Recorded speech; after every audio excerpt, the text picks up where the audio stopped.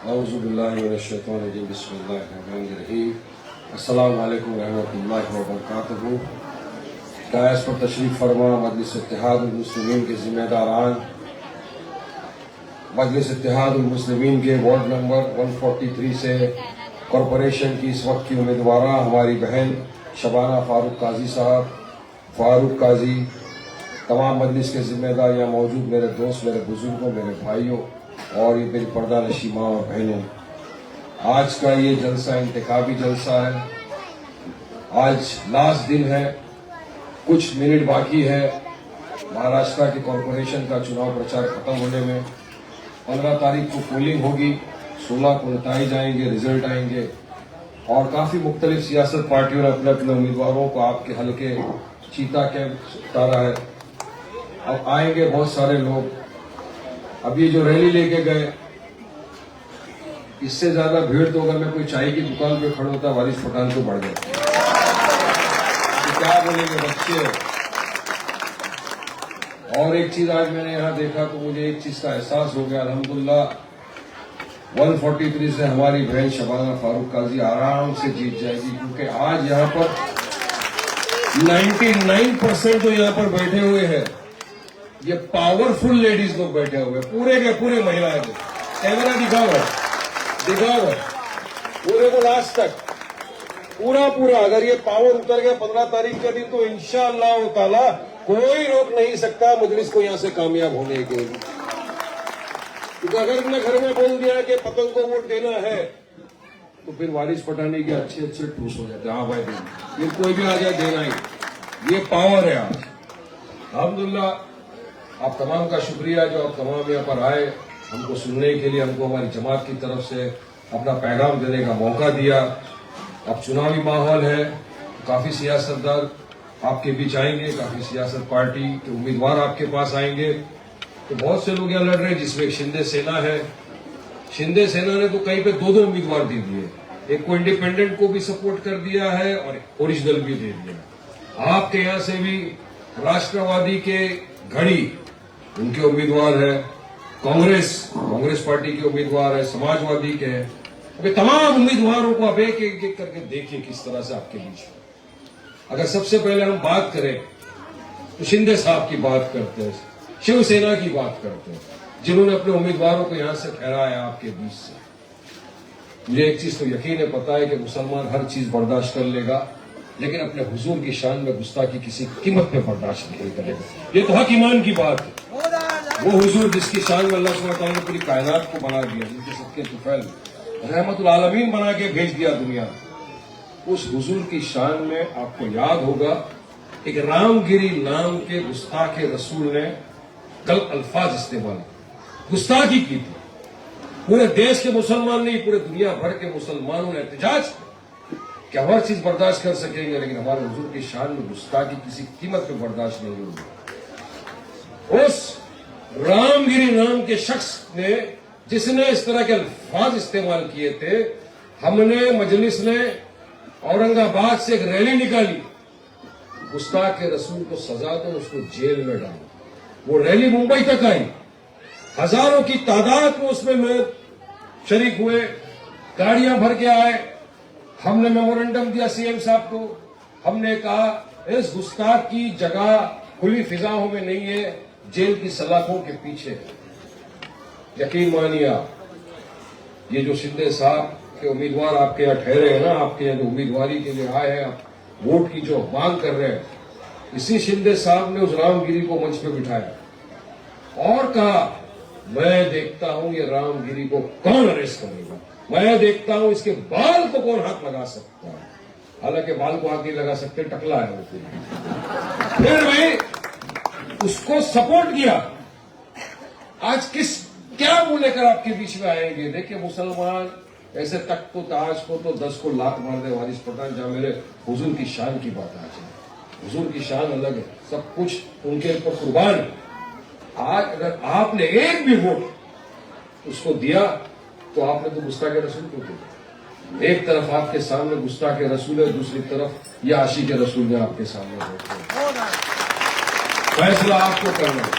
यकीन मानो मैं इस मंच को किसी और चीज के लिए इस्तेमाल नहीं कर रहा, मैं सिर्फ आपको समझा रहा हूं, मैं आपको बता रहा हूं कि अगर हमने एक भी गलती कर दी, जाने अनजाने में हमारा एक भी वोट इधर उधर चला गया, तो यकीन मानो हमने ऐसों के समर्थन में चले गए जो सीधा सीधा हमारे हुजूर की शान में गुस्ताखी किया, जिसका जवाब दुनिया में तो नहीं आखिरत में भी हमको देना पड़ेगा। लिहाजा मैं आपसे अव्वल सिर्फ बता सकता हूं मेरे बुजुर्गों को, मेरे दोस्तों को, मेरी माँ बहनों को, कि आप वहां तो जाने का सवाल ही नहीं आता। इतना कुछ सुनने के बाद तो नो क्वेश्चन, सवाल ही नहीं। दूसरी तरफ घड़ी अजीत पवार की पार्टी खड़ी है। अभी मुझे बताया फारूक भाई ने कि जिसको उम्मीदवारी दी है, ये वो शख्स है जिसने मस्जिद के लाउड स्पीकर को बंद करने के लिए धरना प्रदर्शन किया था। क्या मैं सही बोल रहा हूं या गलत बोल रहा हूं? आपने एमएनएस में थे, आज यहां से उनको अजीत पवार की पार्टी ने टिकट दिया है। 1400 साल की चली आई हुई परंपरा जो हम अजान देते थे लाउड स्पीकर के जरिए, जो हमारे कानों में, हमारे घरों में गूंजती थी, उस अजान को बंद करने के लिए इसने एहतजाज किया, अजान बंद करवाने के लिए लाउड स्पीकर को निकलवाया। आज वो आपके बीच आके आपसे वोटों की भीख मांग रहा है। क्या कोई उसको वोट देगा? यहाँ पे क्या वो देंगे? मेरी बहनें बताओ, आपके घर में जो अजान की आवाज आ रही थी इसने बंद कराया, क्या आप ऐसे शख्स के साथ जाएंगे? जा ही नहीं सकते, सवाल ही पैदा नहीं होता। और ये वो लोग हैं जो करप्ट, घोर करप्शन में मुब्तला। अजीत पवार ने कहा पिछले दिनों में कि मैंने 70,000 करोड़ का घपला किया।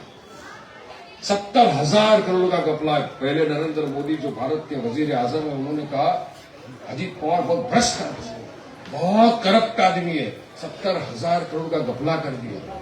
लेकिन 3 महीने बाद जब यही अजीत पवार भाजपा में चले गए, तो सीधे सीधे दूध सी सफेदी निरमा से आए वॉशिंग पाउडर निरमा, साफ धुल के वॉशिंग पाउडर में धुल के आगे बैठे और बोल रहे हैं कि मैं तो घपला करके आगे बीजेपी में बैठा, मेरा क्या कर लिया।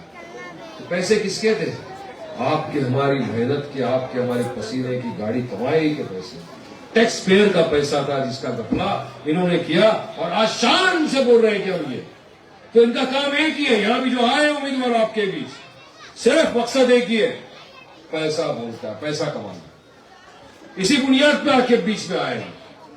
काम नहीं करना है इनको, काम की बुनियाद पे नहीं आए। और ऐसे कोई इंसान को कोई टिकट देता है जिसे लाउड स्पीकर की आजाद को रोक लगा दी। जो भ्रष्ट लोग हैं, जो 2 का तो तख्ता साफ हो गया है। मैं समझता हूं ये बात, मैं अगर होता तो मैं तो उनको वोट नहीं देता। मैं ऐसे के साथ जाता, मैं ऐसे शख्स के साथ जाता जिसका एक साफ छवि, नया फ्रेम, नया फोटो, हमारी बहन शबाना फारूक ताजी, एक समझदार, नेक, यहां पर रहने वाली, आपकी अपनी बेटी, आपकी अपनी बहन, जो इस पूरे वार्ड से वाबस्ता है। क्या क्या तकलीफ। देखिए, जो कॉरपोरेशन का चुनाव होता है ना, ये वार्ड का इलेक्शन है। यहां पर नाले, गटर, पानी, रोड, खड्डे, ट्रैफिक, ये तमाम जो मुद्दे जिससे हमारी रोजमर्रा की जिंदगी जुड़ी हुई होती है, इसका ही चुनाव होता है, वार्ड का चुनाव। अब वार्ड का चुनाव जो लड़ता है और जो जीतता है, तो उसकी जवाबदारी और जिम्मेदारी ये होती है कि वो अपने वार्ड के लिए फंड लाए, फंड लाकर काम करे, अपने लोगों का काम करे। ऐसा मजलिस इत्तेहादुल मुस्लिमीन का काम है। हम तो हमारे काम से पहचानते हैं। और यकीन मानिए, हमारी बहन को सब पता है कि यहाँ पे कहाँ खड्डे हैं, कहाँ पे पानी नहीं आ रहा है, कहाँ पे नाले खराब है, कहाँ पे ड्रेनेज पाइपलाइन नहीं है। क्योंकि उनके साथ में जो उनके हस्बैंड है फारूक भाई, वो पूरे एरिया में घूमते रहते, सामाजिक कार्य करता है, बरसों से जमात के साथ लगे हुए हैं। वो काम करने में माहिर है, काम करने में मानते हैं। तो यकीन मानिए, अगर आप ऐसों के साथ आए तो आपका वार्ड नंबर 143 का डेवलपमेंट 100% होना तय। ऐसों के साथ आइए आप, ना कि ऐसों के साथ चले जाओ। अजान बंद, काम पे ध्यान नहीं, लाउड स्पीकर बंद, पैसा खाना है। अब मैं सुन रहा हूं कि काफी आ भी रहे हैं, इनके काफी लोग आपके बीच में घूम रहे हैं कल से, और 2 दिन तो और घूमेंगे। पैसों की बुनियाद पे आपको वोट खरीदने की आपकी बात करेंगे, क्योंकि 70,000 करोड़ रुपया लेके बैठे भाई, 1-2 करोड़ नहीं, इतना करोड़ रुपया लेके बैठे। अगर आते हैं आपके पास तो मैं तो एडवाइस दूंगा, अगर आते हैं पैसा लेकर, अपने खून पसीने का है, इनके बाप का नहीं। लो, क्या बात है। ले लेने का, मगर वोट पतंग को जाके दे देने का नहीं आ रहा। लेने का वहां से, देने का यहाँ। ये टाइम में बदला लेने का, 70,000 करोड़ का हिसाब लेना है, जवाब देना है, तो अपन तो मियाँ भाई लोग अच्छी रीत से जवाब देना आता है। दिखा दो अपनी ताकत। उतरो 15 तारीख के दिन घर से सब, मेरी माँ बहन है, पूरे सबको लेके निकलो, उड़ाओ पतंग। वरना देखो नफरत की जो आग ये लगा रहे हैं ना आज देश में, ये भाजपा वाले, ये जो अजीत दादा के साथ अलायंस में है, ये जो शिंदे सरकार के साथ गठबंधन में है, इनका एक काम है कि आपके हमारे जितने भी मसाइल हैं उसके खिलाफ बकवास कर। हमारे बुर्कों से इनको नफरत, हमारे हिजाब से इनको नफरत, हमारे खाने पीने से नफरत, हमारी मस्जिदों से नफरत, मदरसों से नफरत, हर चीज से मुसलमानों के इनको नफरत है। फिर भी मुसलमानों की बस्ती में वोट की भीख मांगने आ रहे हैं। आज इनको बोलो, हमारी बहन को हिजाब पहन के कॉलेज में जाना रोक दिया जाता है। रोका था विवेक कॉलेज के अंदर, हमारी बहन हमारी बच्ची को जाना था वहां पे पढ़ने के लिए, सर्कुलर निकाला, हिजाब वाली बेटी को अलाउड नहीं करेंगे पढ़ने के लिए। हम गए वहां पर, हमारी महिला विंग गई वहां पर, हमने कानूनी तौर से संविधान के दायरे में रहकर एहतजाज किया, और यकीन मानो इतना भारी एहतजाज हुआ कि वहां का मैनेजमेंट को घुटने टेकने पड़े, और जो सर्कुलर निकाला था हिजाब के खिलाफ वापस लेना पड़ा उनको। बदलिश की ताकत है। अरे हिजाब बुर्का हमारे महिलाओं की आन बान शान है ये। इसको आप हाथ लगाएंगे, वारिस पठान तो हाथ तोड़ देगा अगर ऐसा कोई आ गया सामने कभी। ये गुरूर है हमारी महिलाओं का। इसको जब रोका गया, ये बोलते नहीं पहन सकते तुम हिजाब। खींचता है इनका मंत्री, हिजाब खींचता है तो छह वहां पे थे। इस तरह की मानसिकता वाले लोग आपके बीच में आकर आपसे वोट मांग रहे हैं। इनकी मानसिकता देखो, इनको एक ही चीज सूझ रही है, डेवलपमेंट विकास की बात नहीं करते। ये पूरा जो गठबंधन बना हुआ है ना, जहां पर एक होड़ लगी है कौन बड़ा हिंदू की। ये नहीं कि कौन बड़ा मुंबई का काम करने वाला है, कौन बड़ा हिंदू की हो, कॉम्पिटिशन है। कोई आके बोलता है कि मुंबई का मेयर एक आई लव महादेव वाला बनेगा, हिंदू बनेगा। अरे भाई साहब, मैं तो जवाब नहीं देता इनको, लेकिन पत्रकार आए सब मेरे पास, बोले वारिस भाई, वो नीतीश राणे बोल रहा है कि आई लव महादेव वाला हिंदू बनेगा। बोला देख भाई, ये तो संवैधानिक बात करते हैं, वारिस पठान कायदा कानून मानता है, संविधान की बात करते हैं। बोले फिर भी उसने ऐसा बोला तो आप जवाब तो दो। इनके जवाब में हमने कहा कि फिर आई लव मोहम्मद सल्लल्लाहु अलैहि वसल्लम बोलने वाला क्यों नहीं बन सकता भाई, क्या खराब है? भारत के संविधान में तो कहीं लिखा ही नहीं है ये बन सकता है, वो बन सकता है, ये बन सकता है, नहीं बन सकता है, कोई भी बन सकता है। क्यों ना कोई खान पठान शेख सैयद अंसारी कुरैशी बन सकता है, बन सकता है। क्यों ना कोई काजी बन सकता है, बन सकता है, कोई भी बन सकता है ना। तो हमने कहा कि ठीक है, हमारा भी अरमान है, हमारा भी इरादा, हमारी भी उम्मीद है कि यहाँ जो मेरी बहनें बैठी है हिजाब में, बुरखे में, एक दिन इंशाअल्लाह ताला देश की प्रधानमंत्री बन जाए, मुंबई की मेयर भी बन सकती है, क्यों नहीं बन सकती, मेरी माँ बहन बन सकती है। नफरत, उसमें ये सब खामोश बैठे, चाहते नहीं कि कोई मुसलमान आगे आए। कांग्रेसियों को सवाल किया, सबके मुंह में दही जम गए। अब ये टिंगू आया, ये नाटा, समझ गए ना आप? इसको मैं इस मंच से बोलना चाहता हूं, बेटा मेरे तक रहेगा ठीक है, अगर मेरे कायद के बारे में कुछ अनाप शनाप बकवास किया जो तू बोल रहा है, गाली गलौज कर रहा है, तो अच्छी बात नहीं होगी। वारिस पठान की जुबान की आतिशबाजी का मुकाबला नहीं कर सकेगा तू।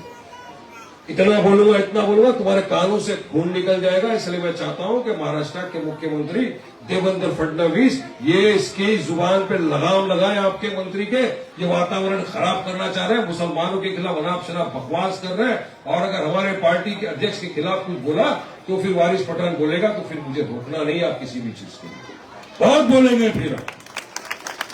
रोको इनको, विकास की बात करो, डेवलपमेंट की बात करो, बढ़ती महंगाई को किस तरह कम किया जाए उसकी बात करो, रास्तों पे जो खड्डे, खड्डों पे रास्ते बना दिए गए आपने, किसके कॉन्ट्रैक्टर को जेल में डालना, किसके अकाउंटेबिलिटी लेना, उसकी बात करो। नाले बह रहे हैं उसको कैसे खत्म करेंगे उसकी बात करो। बच्चों के पास अच्छी तालीम के लिए स्कूल है उसकी बात करो। अच्छे बीएमसी हॉस्पिटल बनाने की बात करो। ये अकवास बकवास करेंगे तो हम तो मास्टर है इसके अंदर, बोल सकते हैं, लेकिन मैं यहाँ पे भड़काने नहीं आया, मैं आपको समझाने आया कि ये मौका, ये वक्त आया है मेरी माँ और बहनों के पास कि एक हो जाओ, मुत्तहिद हो जाओ, इत्तेहाद पैदा करो, अपनी सफों में जो दरार है उनको खत्म कर दो, एक साथ आइए। क्योंकि सोचना ये कि वोट असद ओवैसी को क्यों दे, ये आप सोचोगे तो मैं उसका जवाब आपको दे रहा हूं। जब ट्रिपल तलाक का मसला आया, शरीयत के अंदर मुदाखलत की बात हुई, तो शरीयत पे मुदाखलत करने की बात हुई, ट्रिपल तलाक का कानून ला गया। सबसे पहले आपके हमारी तरफ से कोई लड़ा तो कोई और नहीं, मेरा आपका कायद बैरिस्टर असद ओवैसी। जहां जहां मजलूमों पे बेइंसाफी हुई, जहां जहां मजलूमों के ऊपर अन्याय हुआ, कभी मॉब लिंचिंग के नाम के ऊपर किसी बेगुनाह बेकसूर मुसलमान को भीड़ ने इकट्ठा होकर मार दिया, कभी झूठे गाय के इल्जाम लगाकर, कभी जेएसआर नहीं बोलने के लिए एक मुसलमान को मार दिया मॉब लिंचिंग करके। आपके हमारी तरफ से अगर कोई लड़ा तो कोई और नहीं, मेरा आपका कायद बैरिस्टर असद ओवैसी। जब सरकार ने, जब बीजेपी की सरकार ने एक काला कानून बनाया, वक्फ का काला कानून, वक्फ क्या है मैं आपको बताता हूं। वक्फ हमारे बुजुर्गों ने हमारे यतीमों के लिए, बेवाओं के लिए, मिस्किनों के लिए डोनेट किया, सवाब की नीयत से। बीजेपी की नीयत में आई वोट, उन्होंने काला कानून बनाया जिसके तहत वो हमारे खानकाहों को, मदारिसों को, मस्जिदों को हड़प करना चाहते हैं। वक्फ का काला कानून जब पार्लियामेंट में पेश हुआ, ये तमाम जो लोग यहाँ पर आपके बीच में आप घूम रहे हैं वोटों की भीख मांगने, सब वहां पर मौजूद थे। किसी में हिम्मत नहीं कि उसकी मुखालिफत करे, लेकिन वाकई में जब मजलूमों का हक छीनने की बात आई, उस वक्त खड़ा हुआ मेरा कायद बैरिस्टर असद ओवैसी और इस काले कानून को फाड़ के टुकड़े टुकड़े करके उसने हवा के अंदर फेंक दिया, पूरी पार्लियामेंट के अंदर।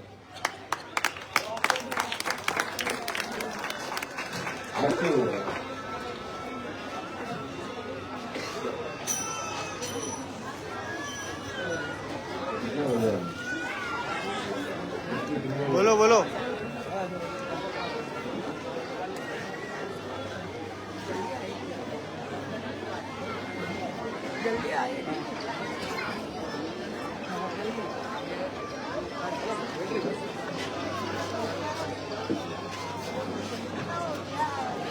हो गया, अजान के लिए रुके थे। हर शोबे पे जो आपके लिए लड़ता है, हमारा ईमान ये बताता है कि जो हमारा साथ दे उसके साथ जाएंगे, जो हमारे हक के लिए लड़ेगा उसके साथ जाएंगे, जो हमारे इंसाफ की बात करेगा उसके साथ जाएंगे। तो ये वक्त आया है कि आप हमको असद ओवैसी साहब का साथ देना चाहिए। देखिए, पिछली मरतबा भी यहाँ से जो हमारी उम्मीदवार लड़ी थी, उसको आप लोगों ने 149 वोट दिए, 149 वोट से हारी है। सिर्फ 150 वोट से हारी है वो उम्मीदवार। और यकीन मानो, अगर पिछली मर्तबा की तरह थोड़ा सा जोश, थोड़ी मोहब्बत आपने दिखा दी मजलिस की तरफ, तो इस मर्तबा आपकी अपनी बेटी मजलिस की उम्मीदवार शबाना फारूक काजी 5000 वोट की मार्जिन से जीत कर निकलेंगे इंशाअल्लाह। यकीन है मेरे को।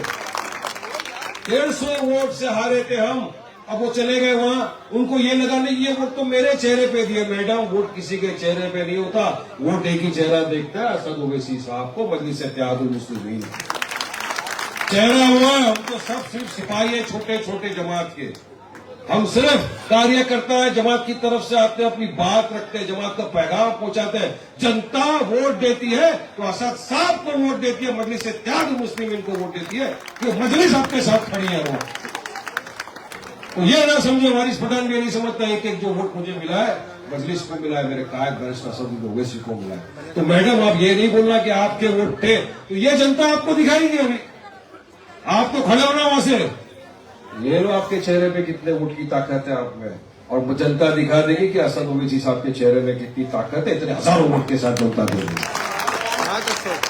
हो जाएगा दूध का दूध, पानी का पानी, 2 दिन बचा है। लिहाजा ज्यादा वक्त नहीं है आपके पास भी, हमारे पास भी। चुनाव 2017 में आया था, आज तकरीबन 8 साल हो गए। 8 साल में आपने देखा कि किस तरह से भाजपा की नफरत के खिलाफ अगर कोई खड़ा हुआ तो हमारा आपका कायद बैरिस्टर असद ओवैसी साहब हर शोबे पे आपके साथ है। जब आप वोट डालने जाओ, आप सोचो कि जो इंसान मेरे लिए ट्रिपल तलाक, मेरी शरीयत पे मुदाखलत के वक्त मेरे साथ खड़ा था, हर मजलूम के ऊपर जब जुल्म हुआ इसने हमारा साथ दिया, हर हमारे मसले मसाइल पे हमारा साथ देता है, तो आज मेरा वोट, कीमती वोट मैं भी उसी शख्स को जाके दूंगी जो हमारा साथ दे। ये दिल में आपके आना चाहिए बात। और मुझे यकीन है इंशाअल्लाह ताला 15 तारीख के दिन जब आप फजर की नमाज पढ़ेंगे, बाहर वजू निकलेंगे, अल्लाह आपके दिल में बात डालेगा कि जाओ और उसको वोट दो जो तुम्हारे साथ कांधे से कांधा मिलाकर हर वक्त खड़ा रहता है। नहीं कि उनको जो पैसा लेके अपनी तिजोरियां भर देते हैं, नहीं कि उनको जो आके अपनी अजानों को बंद करते हैं, नहीं कि उस कांग्रेस को जो 70 साल से इख्तियार की कुर्सी के ऊपर बैठ जाती है मगर आपके लिए कोई काम नहीं करती। मत देना मेरे भाइयों, दोस्तों, बुजुर्गों, अजीज साथियों, ये मौका, ये वक्त ये है कि आपको इत्तेहाद पैदा करना है, मुत्तहिद होना है और मुत्तहिदा तौर पर उतरकर अपनी सफों में जो दरार है उसको मिटा दो। एक हो जाए, एक साथ कांधे से कांधा मिलाकर आओ। 15 जनवरी के दिन पतंग के निशान पर मोहर लगाकर मजलिस के उम्मीदवारों को जिताकर यहां से कॉरपोरेशन में भेजो और इंशाअल्लाह जो जो काम आपका होगा हमारी बहन शबाना फारूक काजी आपका वो काम करके देगी। इसकी जवाबदारी, इसकी गारंटी मजलिस का ये अदना सा सिपाही वारिस पठान लेता है। सिपाही छोटा है, आवाज भारी है, आवाज में कम, काम करा के देंगे तुम्हारी। और ये मेरी जबान है, असल पठान की, मजलिस की जबान है। एक बार जो कमिटमेंट कर दी उसके बाद तो अपने आप की भी नहीं सोचते, करके देंगे ये काम। वक्त हो गया, 2 मिनट बाकी है, प्रचार खत्म हो जाएगा। मैं बस आपसे अंदर गुजारिश कर रहा हूं, 15 तारीख को उतरिए, पतंग के निशान पर मोहर लगा के मजलिस को कामयाब करिए। आप तमाम का बहुत बहुत शुक्रिया जो आप यहाँ आए, मुझे सुना, मुझे बोलने का मौका दिया। नारा लगा देंगे, मेरी बहनों के अंदर आवाज जाता है तुम लोगों का, तेरा मेरा रिश्ता क्या,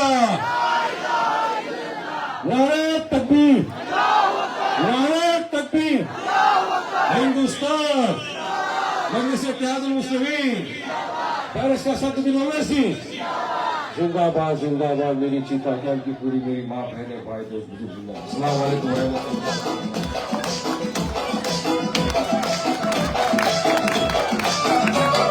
सियासत के आसमान